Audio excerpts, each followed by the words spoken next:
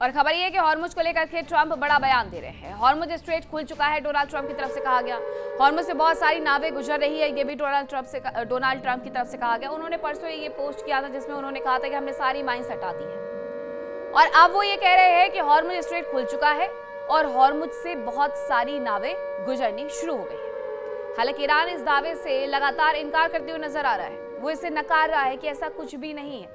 Donald Trump सिर्फ और सिर्फ उसे अपनी टेरिटरी घोषित करने में लग गए हैं और इसके लिए जितना झूठ दुनिया के सामने पेश कर सकते हैं वो कर रहे हैं।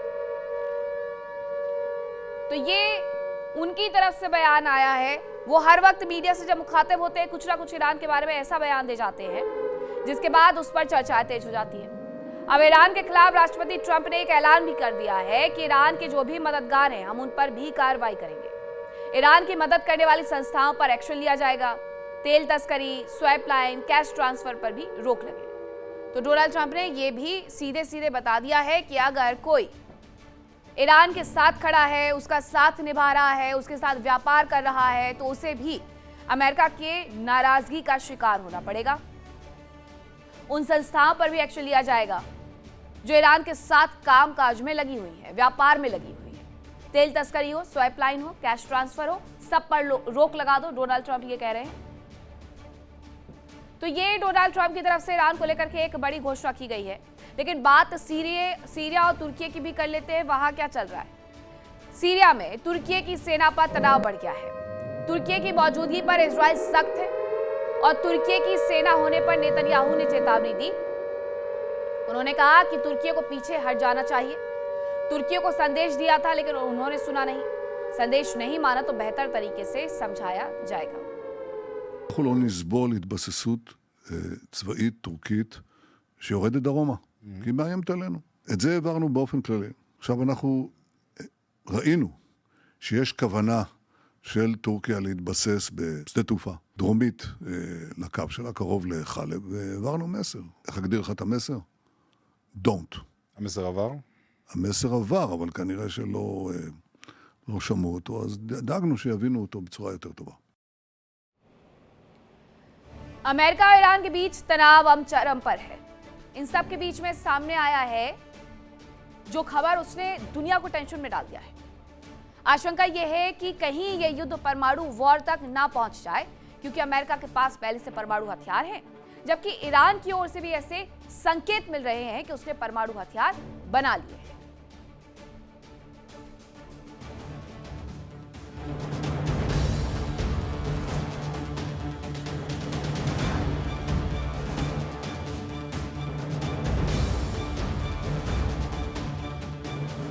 अमेरिका और इजराइल ने ईरान के खिलाफ जंग का आगाज ही ईरान के न्यूक्लियर प्रोग्राम को रोकने के मकसद से किया था। अमेरिका ने दावा किया कि ईरान परमाणु हथियार बना रहा है जो पूरी दुनिया के लिए खतरा बन सकता है।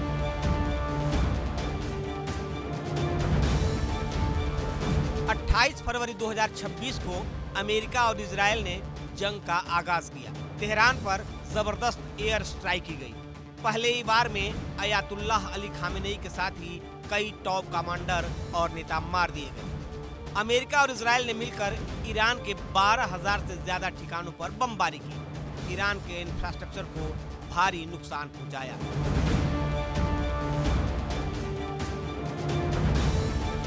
ईरान के तेल और गैस के कारोबार को भारी नुकसान पहुंचाया गया।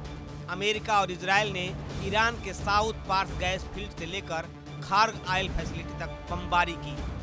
जंग के दौरान ईरान ने हॉर्मुज स्ट्रेट पर शिकंजा कसा तो दुनिया की सांसें अटक गई।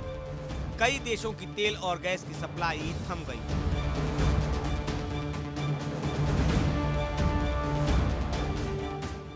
ईरान ने खुद को हॉर्मुज स्ट्रेट का शहंशाह घोषित किया और हॉर्मुज से गुजरने वाले जहाजों को अपने बताए रास्ते से गुजरने का आदेश दिया।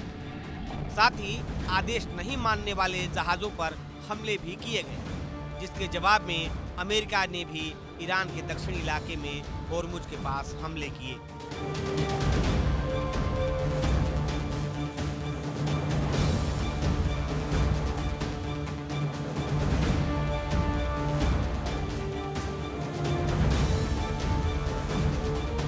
अमेरिकी सेना ने दावा किया कि उसने ईरान की होर्मुज में निगरानी करने की क्षमता को भारी नुकसान पहुंचाया। हमलों में ईरान के रडार स्टेशन, निगरानी केंद्रों और हथियारों के डिपो और सैन्य क्षमताओं को भारी नुकसान पहुंचाने का दावा किया गया।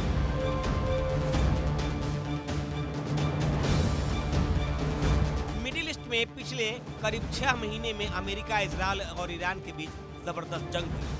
अमेरिका और इजरायल ने मिलकर ईरान को जबरदस्त नुकसान पहुंचाया। ईरान ने भी जबरदस्त जवाब दिया। हालात ऐसे हो गए कि अमेरिका के साथ ही उसके खाड़ी के सहयोगी भी टेंशन में आ गए।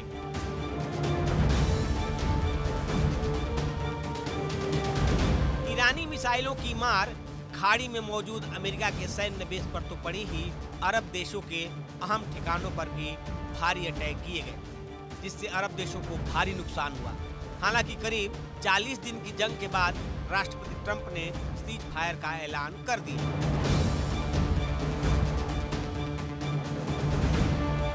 मध्यस्थ देशों ने दोनों पक्षों के बीच समझौता कराने की कोशिशें तेज की।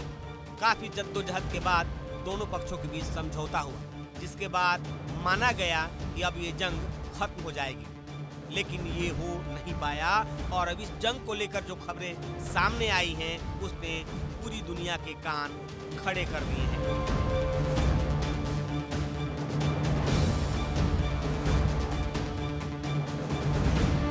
अमेरिका और ईरान के बीच तनाव अब परमाणु हमले की धमकियों तक पहुंच गया है। इससे सऊदी और यूएई जैसे खाड़ी देशों में हड़कंप मचा हुआ है। दरअसल अमेरिका की पूर्व कांग्रेस वुमन मार्जेरी टेलर ग्रीन ने दावा किया कि डोनाल्ड ट्रंप ईरान पर न्यूक्लियर अटैक की योजना बना रहे हैं। इस पर ईरानी सांसद फिदा हुसैन मलिकी ने सख्त चेतावनी दी है।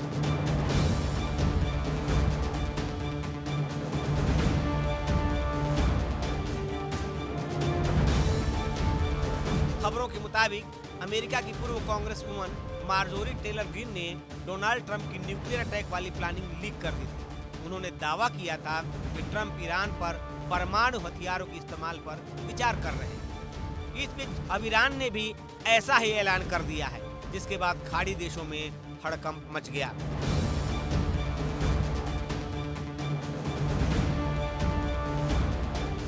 अमेरिका की ओर से परमाणु अटैक की प्लानिंग की खबर पर ईरान ने भी साफ कह दिया है कि अगर किसी भी खाड़ी देश ने अमेरिका को मदद दी तो उसे भी भस्म होने से कोई नहीं बचा पाएगा।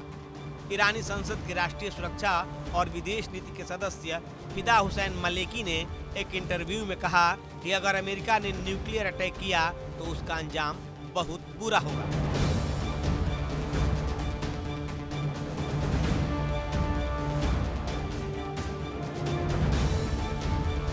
फिदा हुसैन मलिकी ने दो टुक कहा कि वो डोनाल्ड ट्रंप की किसी भी बेवकूफ़ी भरी हरकत को खारिज नहीं करते, लेकिन उन्हें नहीं लगता कि ट्रंप में परमाणु हमले की हिम्मत होगी, क्योंकि उनका एक गलत कदम पूरी दुनिया को विनाशकारी युद्ध में धकेल देगा। मलिकी का कहना है कि अगर उन पर परमाणु हमला किया गया तो ईरान भी उसी भाषा और उसी हथियार से जवाब देगा। मलिकी के मुताबिक अमेरिका जिस भी हथियार का इस्तेमाल करेगा, ईरान का पलटवार उसी स्तर का होगा।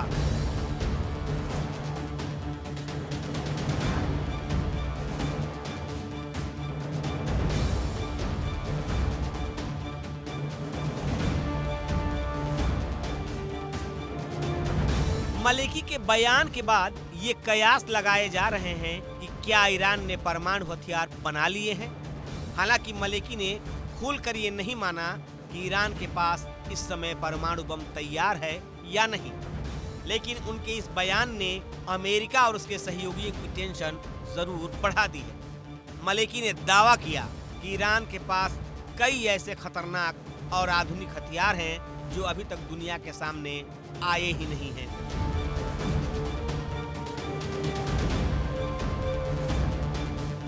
इस बीच ईरान की सेना के chief of staff major general Ali Abdollahi ने चेतावनी देते हुए कहा कि खाड़ी के जो भी देश ये दावा करते हैं कि वो अपनी जमीन का इस्तेमाल अमेरिका को ईरान पर हमले के लिए नहीं करने देंगे, वो गलतफहमी में न रहें, क्योंकि ईरान की नजरों से कुछ भी नहीं छिप सकता। अब्दुल्लाही ने सवाल किया कि अगर खाड़ी देश अमेरिका की मदद नहीं कर रहे हैं तो उनके एयरबेस पर अमेरिकी लड़ाकू विमान और हवा में ईंधन भरने वाले टैंकर क्या कर रहे हैं।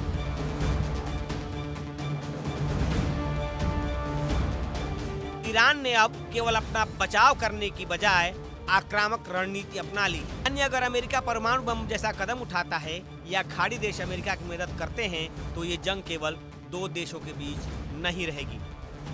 खाड़ी देशों के तबाह होने से पूरी दुनिया में कच्चे तेल की सप्लाई ठप हो जाएगी, पेट्रोल डीजल के दाम आसमान छूने लगेंगे और वैश्विक अर्थव्यवस्था पूरी तरह ध्वस्त हो जाएगी। यही वजह है कि ट्रंप के परमाणु बम से संबंधित खबरों और ईरान की धमकी ने दुनिया भर के नेताओं के माथे पर चिंता की लकीरें खींच दी हैं।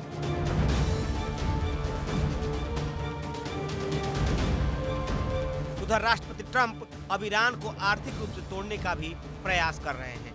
राष्ट्रपति ट्रंप ने ईरान के खिलाफ अब तक की सबसे बड़ी आर्थिक कार्रवाई का ऐलान किया। उन्होंने कहा कि ईरान ने समझौते का मौका गंवा दिया, इसलिए अब उसे आर्थिक तौर पर अलग थलग किया जाएगा।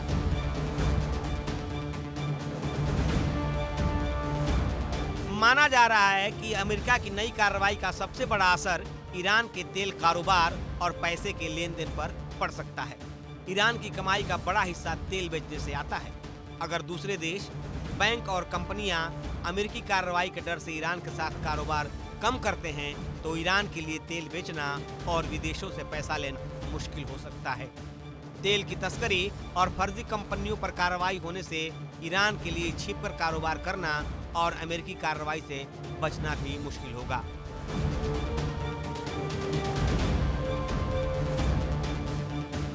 साफ है कि अमेरिका का ईरान के प्रति रुख बेहद आक्रामक है। ऐसे में अगर ट्रंप के ईरान के खिलाफ परमाणु हथियारों के इस्तेमाल की खबरें आती हैं तो उसमें भी दम लगता है। और अगर ईरान ये दावा कर रहा है कि वो भी उसी तरह के हथियारों से जवाब देगा तो इस आशंका से इनकार नहीं किया जा सकता कि ईरान ने परमाणु हथियार तैयार कर लिए होंगे, क्योंकि ईरान के पास पहले से ही 60% तक संवर्धित लगभग 440 किलोग्राम यूरेनियम है, जिसका संवर्धन स्तर 90% तक ले जाकर ईरान उसे वेपन ग्रेड का बना सकता है और परमाणु हथियार तैयार कर सकता है।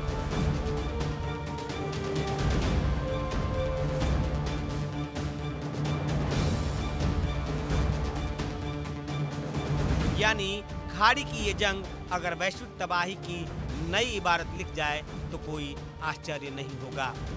Bureau report, India daily.